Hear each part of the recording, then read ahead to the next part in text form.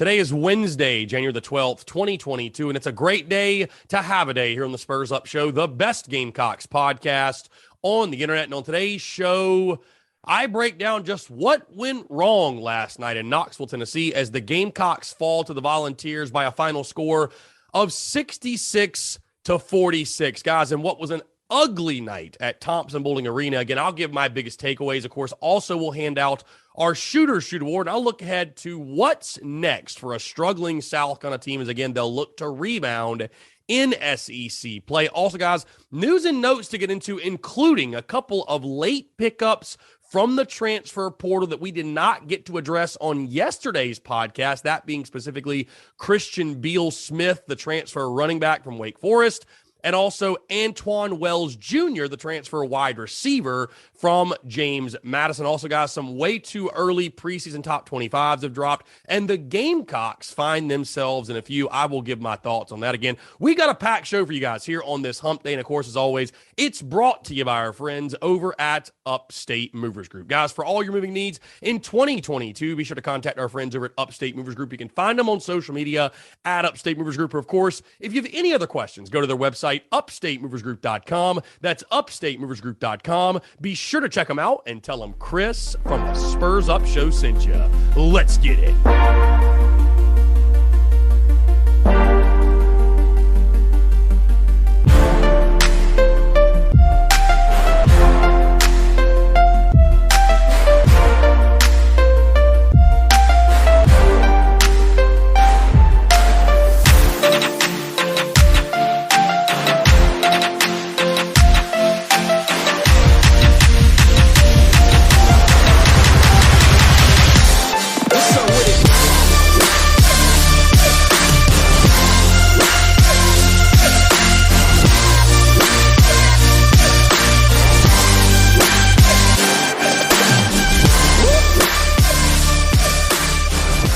Sit down and watch a movie and you get about a quarter of the way, halfway through it, and you slowly start to realize the movie has no plot. It is boring, doesn't make any sense. But just like a car crash, just like a burning building, which are both traumatic, terrible events, but whatever it is in us, that human nature, if you will, our curiosity, we just can't look away. We just cannot help ourselves. Am I talking about a movie or am I talking about Gamecocks basketball? That's up for you to decide. Folks, happy Wednesday. Hope you're all doing well. Happy hump day. I'm Chris Phillips, your host of the Spurs Up Show. As always, appreciate you all tuning in. A lot to get into, like I said, here on this Wednesday. And this is a bit of a therapy Wednesday. I tell you what, again, I know it's not quite the same as football. We don't invest quite the same amount of emotion, if you will, in each and every single basketball game because there's so many games, right? It's different with football. You only have 12 opportunities. And so every game day feels so immense and so intense, and you invest all your emotion, energy. And so, we have our therapy Monday sessions when things don't go well. But when you watch a game like we all did last night, and for those of you that stuck it out until the end, like yours truly, bravo, kudos to you. You are the real MVPs. But even if you didn't, either way, this just feels like, guys, in my mind, a therapy Wednesday. This truly feels like a therapy Wednesday. Like, we need to talk it out. You know what I mean? I joke with my buddies all the time. Hey, the mic is my therapist. There are some times that is truer than others.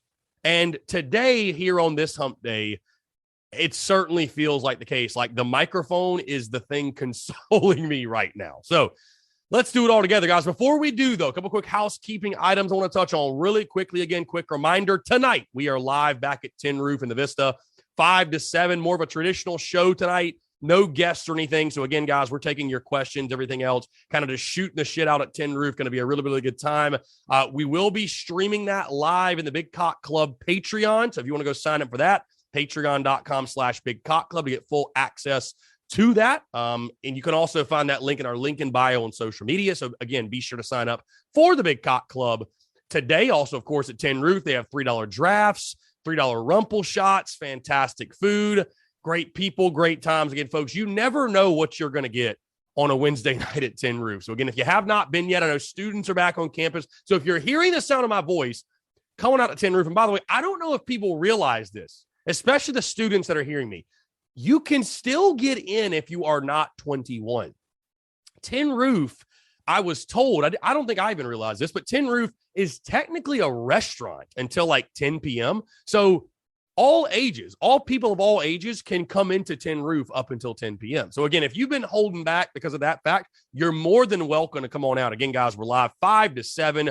Truly looking forward to that tonight. Also, guys, you may have seen on social media late yesterday, but I want to remind you all, very, very excited to announce that we are officially taking on new content creators for the TSUS team. Those applications I dropped on social media. Also, if you go to the link in bio, you'll see the TSUS content creator application. Also, we are expanding the business, expanding TSUS, expanding specifically our network of podcasts. You ever thought about doing a podcast? Here's your chance to apply. Roughly, guys, and these names are subject to change. The two podcasts that I've really wanted to spearhead are one being called Cox and Cola, and both podcasts, by the way, will be student driven. I think. I mean, there could be a scenario where it's not led by a student, but most likely these are going to be student driven because these podcasts are going to revolve around campus life, campus culture, nightlife. You know, it can be some sports as well, but really from the student perspective, because again, we're trying to get more of a touch on the student fan base, a touch on the student community in Columbia and at the University of South Carolina. So again, Cox and Cola being two dudes, and then two cocky chicks being two girls. And again, these names are subject to change. This is just what some of the things I've been spitballing, brainstorming, if you will, and for the purposes of applications and stuff like that, it just made sense that I'll throw that on there. But either way, if you or anyone else you know think would be interested in being a host, a co-host, a producer, what have you, or if you want to be a content contributor, especially on the written side of things, again, those applications have been posted on social media. And if you go to our link in bio and any of our social media channels, you click that link in bio, you will see the content creator application and the podcast application. So again, guys, really exciting times for TSUS because again, we are expanding the business. Very excited to do this. Also, guys, I will tell you, by the way, on the content creator side of things, the written content side of things, specifically with TSUS, here's what I'm looking for, okay? I'm looking for someone to cover recruiting, men's basketball, women's basketball, baseball, and football, right? Especially on the written side of things. Again, yours truly got the podcast and the Daily Crow and the audio and the video content down pat pretty well. Again, I'd be open to adding another video segment or something like that. Anywhere we can add value, I'm game. But especially in those specific areas I mentioned. Again, I'd love to have someone that is a recruiting person. That's all they do is recruiting. Have a person that solely covers women's basketball, men's basketball, baseball, football, et cetera, et cetera, et cetera. So again, if you guys are interested, the links are in our bio. Be sure to apply today. If you have any questions about that, be sure to reach out to me. And again, once you apply, give it a week or two. We're going to have a lot of applications to go through. But again, guys, I'm very excited about this new initiative, very excited to really get this going. And this is great for the future of the business. TSUS, the freaking moon, man. And really excited for this next step and what the future is going to bring. And really just the opportunity, guys, again, as we expand the team, we're going to expand our array of content, which means we are going to be upping the amount of value we bring you guys exponentially. So again, thank you all so much for your love and support in regards to the content, the business, everything we do. Without it, there's no way this would be possible. So guys, with that being said, like I said, if you have any questions, please reach out to me directly and let me know. But with that being said, let's not dance around it anymore. Let's get through this together. Gamecocks falling to Tennessee last night, final score of 66-46. I tell you what, man, Vegas nailed that 15.5. You know, we all saw that number and thought, oh my God, why is that so much points? You know, there's no way South Carolina loses by more than 15. Vegas was begging you to take the Gamecocks plus 15.5. They were just begging us to look at that number and balk and say, oh my God, there's no way. And I think many of us knew that the Gamecocks losing this basketball game was Very possible, right? I mean, again, I picked South Carolina to lose by 10 points, was fully expecting a loss, especially when I saw the spread. But guys, I don't want to over-exaggerate, but that game last night was one of the worst basketball games I think I've ever watched. You know, from shooting 34% from the field to shooting 31% from three-point range to shooting 35% from the free throw line, 6 of 17. And if that wasn't enough, the 23 turnovers surely did it for us. Again, Tennessee is a better basketball team than South Carolina. I did not think going in this game, oh my God, if you don't beat Tennessee, the season's just over. You know, again, this is probably one in the preseason I looked at and chalked up as an L. Tennessee under Rick Barnes, a quality basketball team. They'll probably be in the NCAA tournament. But I said this on Twitter late last night, and I said it in my post-game reaction, but I'm going to say it again. Here's the problem, and I am not coming to you here on this Wednesday proclaiming fire Frank Martin. I'm not doing that yet. Again, guys, I will, if and when that needs to be said, if and when that needs to be vocalized from yours truly, I will vocalize it. I assure you. But here is the problem that Frank Martin, and this isn't some new issue, but it's a recurring issue. And it's my biggest takeaway from the game last night. Because, again, you can look at turnovers. And, guys, I feel like, you know, we're 15 games in. I really attributed the sloppy play and the turnovers early in the season to, oh, you know, it's a bunch of transfers, bunch of new guys. And, you know, once they mesh and gel, they'll be all right. I mean, we're 15 games in. I'm not saying this team cannot play better than it did last night, because it certainly can. But I think this team, even in wins, is going to have to overcome sloppy play. I just don't see this being a team that's going to go out and all of a sudden, you know, have a 3, 4, 5, 6 game stretch where it's just playing, you know, clean basketball and efficient basketball. I think South Carolina is always going to have to grind out wins, which, again, has become a staple, though, of the Frank Martin era. But, again, my biggest takeaway from last night, here's the problem. Frank Martin is running into the same issue that Will Muschamp ran into. And again, I'm not saying the culture is as bad as that was. Obviously, they're not exact parallels, but this is what I mean by that. South Carolina basketball fans, I think, are very tolerable human beings. I don't think we expect a great deal. South Carolina basketball fans are not expecting their program to be elite, making NCAA tournaments year after year after year. So again, I think Gamecock basketball fans are very tolerable. But here's the problem. If you're not going to be good, which in your history, more often than not, you haven't been good. If you're not going to be good, you've at least got to be entertaining.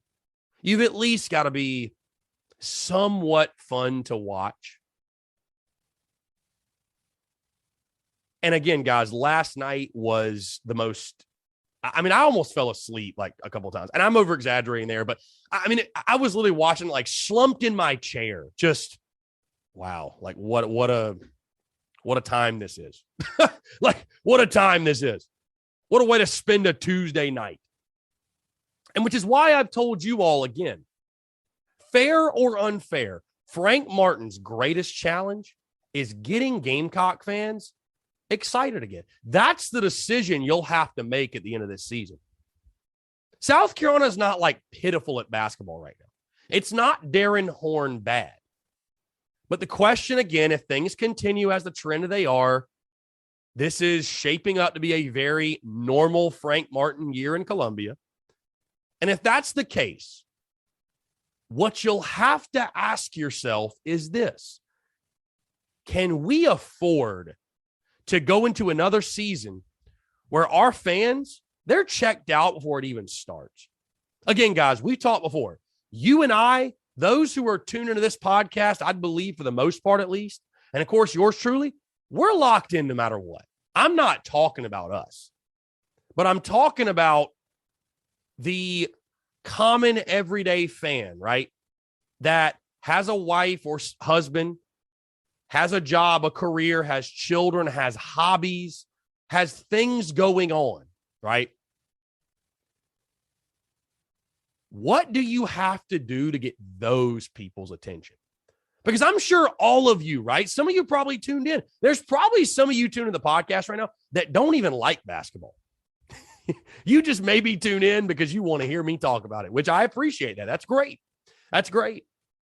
But we all know in our lives, right? Like we all know people in our lives that are huge Gamecock football fans. They don't give a rat's ass about basketball.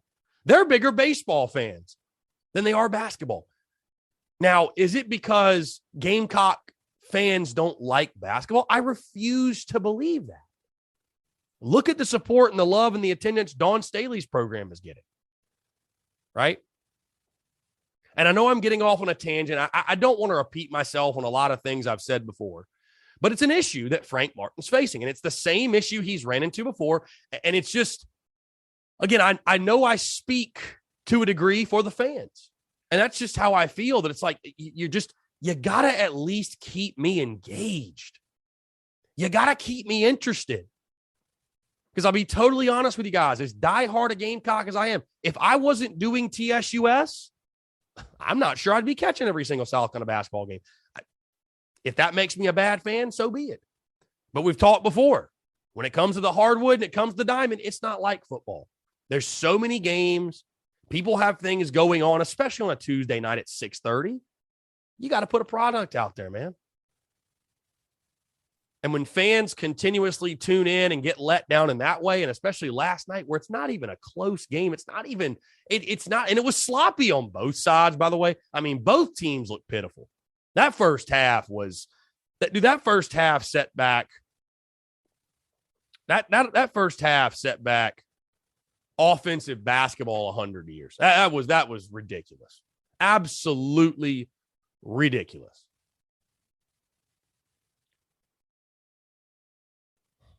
So, you're in a tough spot right now. And again, this team, I'm not giving up on this team because, again, this team is painfully inconsistent. That doesn't mean there aren't good players in this team. I mean, our Shooters Shoot Award, let's go ahead and hand it out. James Reese for the second straight game, 15 points, 6 of 11 from the field, 3 of 6 from 3 and 5 rebounds. Had a fantastic game. Had a fantastic game yet again. Jacoby Wright with 7 points, I think, is a really bright young player. We've already seen what our guy Stevie can do. Hey, what did we talk about going in the game, by the way, guys? What did we talk about going in the game? How important Wildens Levesque was? He finished with 0 points.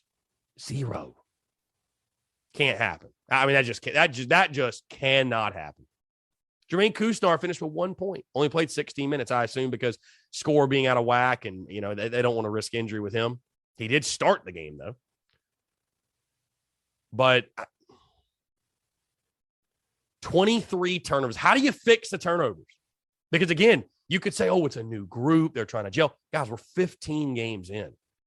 And it's hadn't been like last year where you missed 7 weeks because of COVID and you're missing time here and there. Yeah, you had a little hiccup, like a 1 or 2 week hiccup. But for the most part, you've been fine. This team's practiced together. How do you turn the ball over 23 times? How is that possible? How does that make any sense?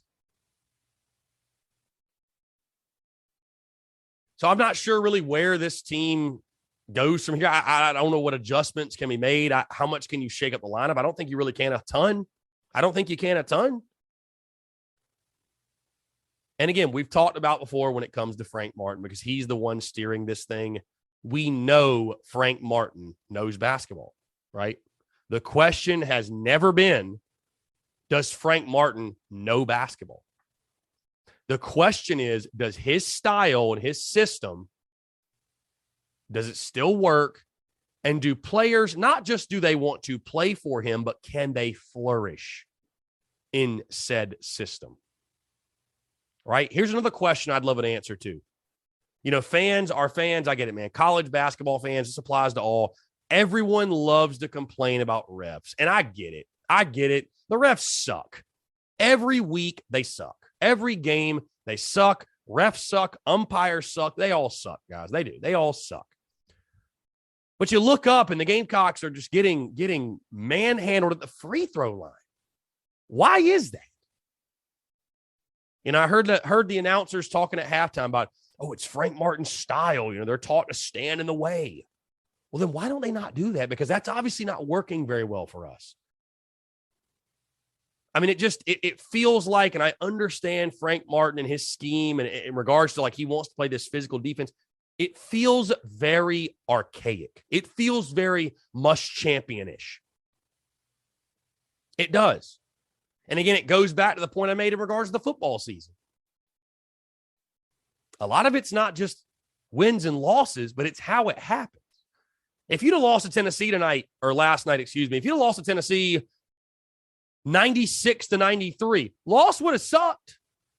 Or even 96-86, let's just say. The loss would have sucked, but damn, it would have been a lot more fun to watch. Fans can live with that. But losing 66-46? I mean, that's crazy, man. That is crazy. So, I mean, it's very simple what South Carolina's got to do. You got a huge game upcoming, and what's next for South Carolina this Saturday, January the 15th, against the Florida Gators at the CLA, which, by the way, guys, many of you might just come out for this reason, but the football team, your Dukes Mayo Bowl champion football team, and newcomers for 2022 will be honored at halftime. So they're going to be really, really cool to see those guys honored and give them a round of applause that they very much deserve, I should say. I can spit that out. That they very much deserve to give them that appreciation. So that'll be really cool to see them honored at halftime. But, Florida's a team that plays tonight. They're struggling. They're 9-5 as of right now. I don't want to keep every other game saying, this game's so important. You got to win this one. You got to win this one. You got to win this one. But as I told you guys, especially early in this season, you're really just fighting to stay at that 500 mark. You're really just fighting to keep your head above water. Because, again, I tell you what, I know the Frank Martin chatter is going to return in an emphatic way today. I know it will, and that's fair. Listen, it's fair. I'm not saying, if you're saying fire Frank Martin, you're this, that. No, listen, it's fair. It's all fair game in year 10, man. It's all fair game. It's all fair game. I'm not ready to go out on a limb and say fire Frank Martin, but it's all fair game at this point, right? It is. But you fall to Florida on your home floor. You fall to 1-3. If things start to snowball, if you start to pile up a couple L's, the more and more and more obvious it becomes that the NCAA tournament is not even in the scope of reality, not even a chance. The farther away you get from that, the louder that chatter will become. And the hand of the University of South Carolina and its higher ups will be forced at some point. They're going to have to make a decision. So again, we talk about wins, losses, but how you win and how you lose. And last night was just brutal. I mean, there's no other way to put it, just brutal. I could handle the Auburn loss. I mean, listen, that was a hard-fought game. Auburn's a good team. Tip your cap, so be it. Last night was abysmal. And Gamecock fans just can't live with it. We can live with a lot. We can tolerate a lot. We're not asking you to be elite every year, but my God. A lot of people tuned in that game last night. Heck, I know some people went to the game, God forbid. But a lot of folks tuned in that game last night with high hopes and wanted to see their team play hard. I'm not saying they didn't play hard, but man, what is it? What's the missing piece? Is it truly just the style? Is it the cultures, the mentality? I don't know, guys. I don't know. I don't know. At this point, I don't know. But you better figure it out quick. Because like I said, you got Florida on your home floor. Not a great Florida team. Solid, but not great. But you go out there and have another performance like that, the chatter is just going to get louder and louder and louder and louder. So we shall see. Going to be interesting on Saturday to see how this team responds. You got to respond in a positive way. This team, listen, this team still has, on a positive note, this team still has good players. This team can still get hot. Shooters still shoot. But whatever happened last night has got to be just completely flushed. I mean, it's got to be completely flushed. Just forget it. Flush it, move on to the next game. Flush it, move on to the next game. Bottom line. All right, guys, let's get off the basketball game and talk some football before we get out of here in our news and notes really quickly. Again, these two commitments came in late on Monday. So I didn't get to talk about it on the podcast. Of course, we've been talking about it on the Daily Crow all week. But Christian Beal-Smith, the running back from Wake Forest, and Antwane Wells Jr., wide receiver from James Madison, both picking South Carolina again late Monday night. Both of them guys, huge pickups. We'll start with Wells Jr. And, I mean, this one's just an obvious dude. I mean, it's at a position of need. You look at his statistics. This dude is a record setter for the FCS level, 6'1", 204. Ranks near the top, if not at the top, in all JMU records in receiving. He had 15 touchdowns. 15, guys, in the 2021 season. I mean, dude's a baller. Dude's a playmaker. And, I had somebody ask me this. Should we be getting this excited for this guy? What about comparing him to other, we brought in some D2 guys or FCS guys. Why are we giving this guy so much hype? When with the other guys, we were like, let's wait and see. And listen, this guy, this Antwane Wells Jr. kid, hey, he's going to have to prove himself, no doubt. You got to prove you can do it week in, week out at the SEC level. But we're talking about a guy who was a record setter at JMU, not just some dude. He was a record setter, and he torched everybody he played. You talk to those who've seen him play in person, extremely impressed with his game. Again, I'm not saying he's going to be an All-American. I'm not saying he's even going to be Spencer Rattler's top target. But at a position of need, this pickup is nothing but a positive. He's going to help you immediately. He's going to absolutely help you immediately. Again, has speed, quickness, hands are incredible. Like I said, guys, the statistics, they speak for themselves. I don't care what level you're at. 83 catches for 1,250 yards and 15 touchdowns. That just got 83 catches. That goes without saying. That goes without saying. So a guy who's certainly, and again, the big thing is this, it's at a position of need. Like I said, guys, he's still going to have a lot to prove. Here's who he went against: Morehead State, Maine, Weber State, New Hampshire, Villanova, Richmond, Delaware, Elon, Campbell, William & Mary, Towson, Southeastern Louisiana, Montana, and North Dakota State. Hey, none of those are even close to an SEC defense. I think the other thing, too, though, that fires us up and should fire you up is this. Just having Spencer Rattler, I think helps everybody in the wide receiver room. I really do. I think it's going to make everybody better. I think it's going to make everybody better. So, obviously, Wells Jr., man, if he's able to put up those type of numbers, again, no matter where he is, the guy's got hella potential. He's got crazy potential. And again, you talk to anybody who's seen him play, they're extremely impressed. They refer to him as a playmaker, a big play type of guy. And again, it's going to be nothing, I think, but an asset for you. Speaking of being an asset and great pickups, Christian Beal-Smith. This is another, this one is really a fantastic pickup. The running back from Wake Forest.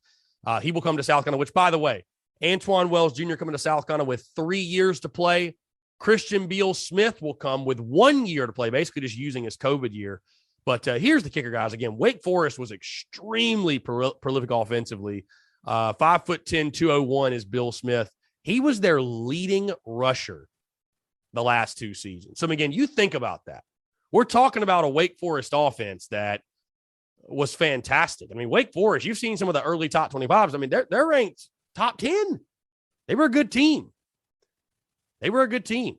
So, you look at his 2020, ran for 732 yards, 5 touchdowns, over 5 yards per carry. You look at 2021, ran for over 600 yards, I should say.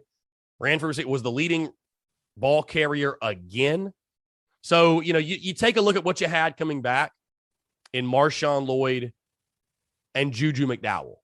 And Juju McDowell, I don't think is an every down back. I think he's more of a scat back guy. You get involved in the passing game, but you're not going to ask Juju to carry the ball 20 times a game. And then Marshawn Lloyd, listen, I want Marshawn to pan out. I really, really do want Marshawn to pan out. But at this point, you just don't know. You just don't know what he's going to give you, Coming off the ACL, he certainly did not look to the form that we expected over the course of the 2021 season. And again, I think people are too quick to write him off because, like I said, guys, if you've ever torn your ACL or had a major injury, fortunately, I have not, but I've known many former teammates and people who have, there's an adjustment period. And there's it takes a while to get over. It takes a while more so than anything to mentally trust that knee, to trust it, to make those cuts again and be the guy you were before the injury, if you ever even are that guy again. So I think Marshawn Lloyd still has a ton of potential, but you needed to bring in one more guy to have sort of that security blanket. If you're like, okay, like we've got someone now we know we can depend on. We hope Lloyd bursts out and becomes the dude we think he can be. Juju is sort of a role player in this way. And then beyond that, I thought Rashad Amos ran the ball well in 2020, but didn't really even touch the football at all last season. I think maybe just due to depth. But after you lost, again, Harris and White, I think you had to bring somebody else. So again, a fantastic addition. And I know we already talked about a couple days ago, the other pickups, Devontae Reed. We've already talked about some of these other portal guys. The great thing is this, like, we're not just bringing in guys to bring them in. These are guys that are going to be impact players. They're going to play. I mean, bottom line, it's crazy, guys. We try to look so far ahead. What are we going to look like in 2025, 2026? Guys, with the transfer portal and the fluidity of college football, there's just no way to know. I mean, do you realize we're going to be starting this fall? If things stay constant to how they are right now, which, God knows if they will, but let's just say they do. Guys, do you realize you're going to be starting a running back? Let's just say that Beal-Smith starts, which is very possible. You're going to be starting a quarterback and running back that were at different Power 5 schools last year. So, to project too far ahead, it's sort of a fool's errand, if you will. It just, what I'm saying? Like, so much can change now in college football, which is not a bad thing, but, it is crazy. But either way, great pickups. And again, these are all guys out of the portal, man, I think are going to be positive additions. They're at positions of need. They're going to help you tremendously, I think. Of course, with Dawkins, Devontae Reed, Christian Beal-Smith, and now Antwane Wells Jr. guys. And we told you, Beamer ball to the moon. Shane Beamer, he ain't done. Shane Beamer is never done. The man's never done. I know this is a question I've been getting a lot, so I'll go ahead and address it. And I'm sort of guesstimating here, but from what I've read, people ask how many spots do we have left? I think it's like 3, maybe 4, but I'm thinking 3. So I don't think we're done. I would imagine they want to add another receiver. Will they add an offensive lineman? That's the big question. Again, of course, after the national championship game on Monday night, you got to have the big uglies. You do. You got to have the guys in the trenches. So, but Shane Beamer, folks, he ain't done. He's going to go get the absolute best available players to help this football team, bottom line. So again, excited to follow that, continue to follow it, watch it, stay tuned to TSUS for all the latest updates. And final thing, guys, is this. I mentioned the way too early preseason top 25. ESPN dropped theirs, and the Gamecocks came in at 25th. And it was so funny reading some of the comments from you all saying like, oh man, don't rank us. I don't want to be ranked. I don't want the pressure. I want to play the underdog. People ask me, do you want to be ranked? My answer, absolutely yes, I want to be ranked. Guys, pressure is a privilege. Pressure makes diamonds, okay? Pressure is not a bad thing. So if we're coming in the preseason in the top 25, oh, there's pressure. Great. Expectations are great. Pressure is great. That means you got something worthwhile on the line. That means you got something worthwhile to chase after, to achieve. So, will the Gamecocks be ranked in the preseason top 25? I think we'll be just outside of it.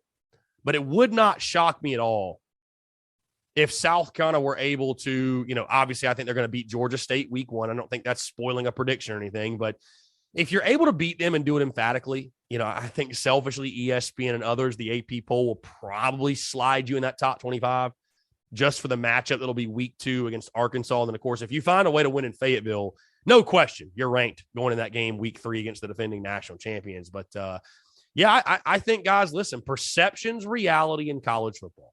And we see it every year, right? Like, why is Notre Dame ranked so high? Why is Texas getting the benefit of the doubt? What have they done to earn it? Why is Southern Cal, this team, that team? Well, it's because the perception is they're going to be good, even if they're not. And so now all of a sudden, South Carolina, you add Spencer Rattler, you come off a 7-win season, you won your bowl game, you've added these other guys in the portal. All of a sudden, the perception is at least, hey, South Carolina won 7 last year. And if you go 8-4, you're a top 25 team. So the thought is, hey, they just might be a top 25 team in Shane Beamer's second year. So, again, it's great to have that positive momentum, that positive energy, those positive headlines. I mean, guys, let's just enjoy it. Let's enjoy it because, again, we've gone through off seasons and preseasons where it's been nothing but negativity. So, again, I love seeing the accolades. I love seeing the way too early preseason top 25s.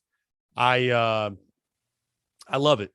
So, again, I'd love to see us ranked in the top 25 going into the season. But either way, I think South Carolina will have a great shot in this 2022 season to crack the top 25 multiple times and maybe stay there if they win enough. So, again, guys, hey, that's going to do all for me. Appreciate you all tuning in. Thank you all so much for the continued love and support, guys. Like I said, if you're in the city, be sure to come on out to Tin Roof tonight, 5 to 7. Going to be a really, really good time. $3 drafts, $3 rumple. Also, if you can't come out and you want to tune in the live stream, be sure to do so at the Big Cock Club, patreon.com/Big Cock Club, or go to the link in bio, any of our social media channels. Click that link in bio. You'll see the link to the Big Cock Club. And of course, guys, like I mentioned at the beginning, we are expanding. We are growing. If you're interested in being a content creator or content contributor, I should say, for TSUS, link in bio, that application is there. If you are interested in doing a podcast, joining our podcast network, whether you want to be the host, you want to be the co-host, you want to be the producer, whatever it might be, that link is also in our bio as well. You can apply there. So again, guys, really excited for everything going on right now with TSUS. Content rocking and rolling, content bleeding out the eyeballs. Folks, happy hump day. Have a great rest of your Wednesday, and we'll talk to you tomorrow.